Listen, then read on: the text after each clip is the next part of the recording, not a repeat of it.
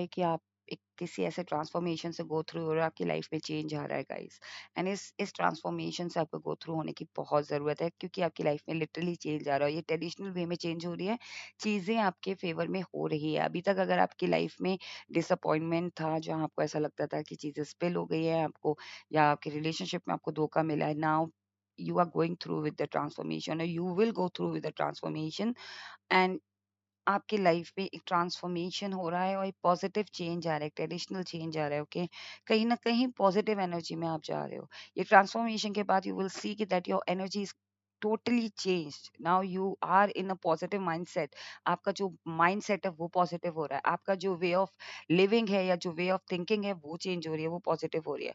You are getting healed. Okay, after this transformation you will definitely heal. जो आपके wounds है ना, जो आपके अनवांटेड वुंड्स होते हैं या फिर अनएक्नॉलेज्ड वुंड्स होते हैं, जो हमें नहीं पता, पर हमारे अंदर एक वुंड्स होते हैं, हमारे अंदर जख्म होते हैं, हमारे अंदर किसी वजह से कोई परेशानी है या इनसिक्योरिटीज है या फिर कोई भी चीज है।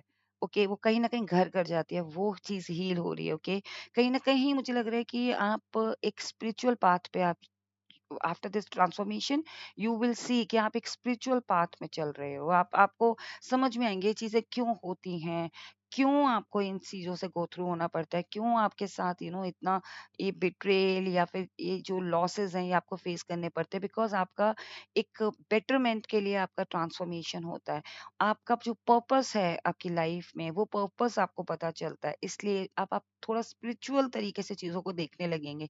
कहीं न कहीं आपकी लाइफ में बैलेंस आएगा। Okay, after this transformation definitely जब आप हील हो जाएँगे और स्पिरिचुअल पाथ पे चलेंगे, तब आपकी लाइफ में बैलेंस आएगा, फाइनेंशियली तौर पे भी, और कहीं न कहीं इमोशनली भी आप बैलेंस होंगे। प्रैक्टिकल लाइफ में और इमोशनल लाइफ में, दोनों में बैलेंस करके चल पाएँगे। ओके, कहीं न कहीं बहुत पेशेंस आ जाएगा आप में। ओके, आप थोड़ा-सा, जैसे होता है ना कि बहुत ज़्यादा रेस्टलेस होते थे, अब आप बहुत ज़्यादा ईज़ में चले जाओगे। ओके, कहीं न कहीं आप अपनी जो इनर पीस है उसको आप प्रोटेक्ट करके रखोगे। ओके, कहीं न कहीं एक एम्प्रेस वाली फीलिंग आ रही है मुझे कि आफ्टर दिस ट्रांसफॉर्मेशन डेफिनिटली आप एक एम्प्रेस बनोगे, जहाँ पे आप डिमांड में होगे।